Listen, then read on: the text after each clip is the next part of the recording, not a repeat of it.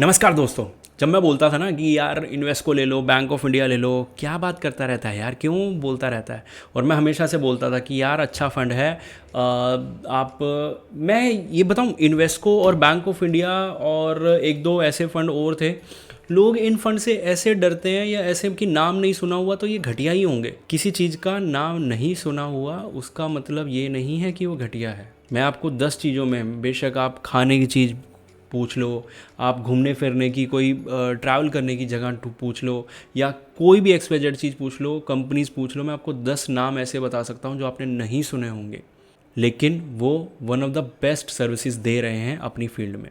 अभी वापस स्क्रीन पे चलते हैं और देखते हैं कि इन्वेस्को कैसा दिख रहा है, और अभी जो लोग लेना चाहते हैं, जिन्होंने ले लिया, उनके लिए कितना बेनिफिशियल साबित हो सकता है। पता है यहाँ पे ना, अभी मैं आपको एक चीज़ दिखाऊं, अगर मैं कंपेयर करूँगा ना तो ये हमेशा निप्पॉन और टाटा के बीच में ही खड़ा हुआ मिलेगा। कभी ये इधर से जीतेगा, और मतलब कि इसने अच्छे रिटर्न दिए 26%, तो वो टाटा स्मॉल कैप से बेटर थे। 5% दिए तो इन दोनों से बेटर थे। ठीक है, ये माइनस में था, ये 3%, ये 4%। लगातार 3 साल इसने दोनों फंड्स को बीट किया। उसके बाद खुद पीछे रहा लगातार 3 साल, लेकिन उन 3 साल में भी इसने एक बार तो टाटा को बीट कर ही दिया। लास्ट 2 ईयर्स में भी ये दोनों फंड्स को बीट करता हुआ चल रहा है। ये -5 गिरा, ये -4, ये -3, और ये 34% पे था, ये 26 पे, और ये 31 पे, तो 34% पे। लेकिन लोगों को यहाँ समझ आई बाय करने की, इधर कि ये कम गिरा है, या फिर इधर लास्ट 6 मंथ में अब टॉप पे दिख रहा होगा, तो भाई अब इन्वेस्ट को ले लो। ये वाली चीज़ जब दिखा रहा था, बहुत ज़्यादा चला दिया पेन, लेकिन जब ये चीज़ दिखा रहा था तब कोई नहीं देख रहा था। चलो अच्छी बात है, दे रहा है दोस्त है। अब यहाँ पे कंपैरिजन करूँ लॉन्ग टर्म में, तो लॉन्ग टर्म में क्या इसने रिटर्न निकाले हैं, डेफिनेटली निकाले हैं। सबसे पीछे रहा है, लेकिन जितना ये पीछे है ना, उसको पीछे बोलते नहीं हैं। ओके, डेफिनेटली बढ़िया रिटर्न्स रहे हैं। बंधन ने लास्ट 1 ईयर में 9%, इसने 5%। एकमात्र बहुत कम ही, आधे से भी कम म्यूचुअल फंड्स हैं स्मॉल कैप कैटेगरी में जो पॉजिटिव पे खड़े हैं, बंधन, टाटा, इन्वेस्को।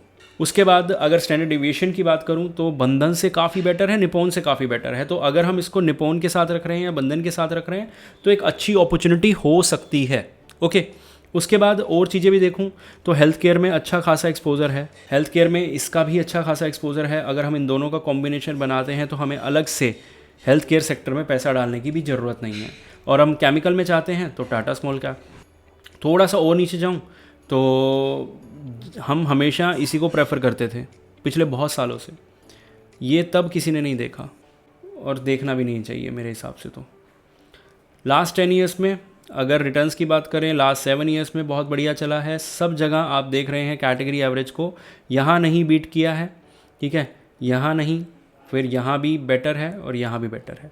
2 साल 6 मंथ और 1 ईयर वाले परफॉर्मेंस वाली चीज़ पे ज़्यादा अच्छा नहीं है, लेकिन बाकी जगह बहुत अच्छे से इसने सब चीज़ें बीट करी हैं। ठीक है, ट्रेलिंग रिटर्न्स अच्छे हैं, नंबर ऑफ स्टॉक्स भी बहुत कंट्रोल में है। ठीक है, ये एक अच्छी बात है। और इम्प्लाइड इन्वेस्टर रिटर्न्स, ये मुझे किसी स्मॉल कैप के नहीं दिखते। पूरे एक इस लाइन पे ना सिर्फ और सिर्फ एक बार ऐसा है जब इसने रिटर्न्स नहीं जनरेट किए, और उसका मैं इम्प्लाइड इन्वेस्टर रिटर्न्स का बता देता हूँ क्या सीन होता है।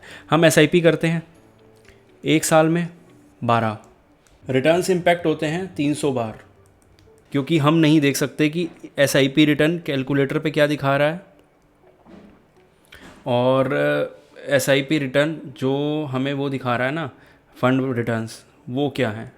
हमें मतलब होता है इम्प्लाइड इन्वेस्टर रिटर्न से, जहाँ पे हमें ये पता लगता है कि इस फंड के अंदर अगर हम डालेंगे पैसा तो हमें जो फंड के रिटर्न दिखाई दे रहे हैं उससे बेटर रिटर्न बनेंगे या उससे ख़राब रिटर्न बनेंगे। होपफुली आप समझ गए होंगे। फंड काफ़ी अच्छा है, और बाय करना चाहते हैं तो कर सकते हैं।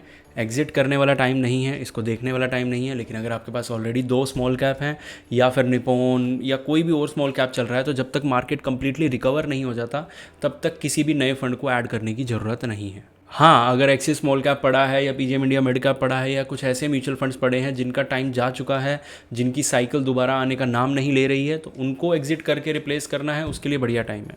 होपफुली आप समझ गए होंगे। मिलते हैं अगली वीडियो में।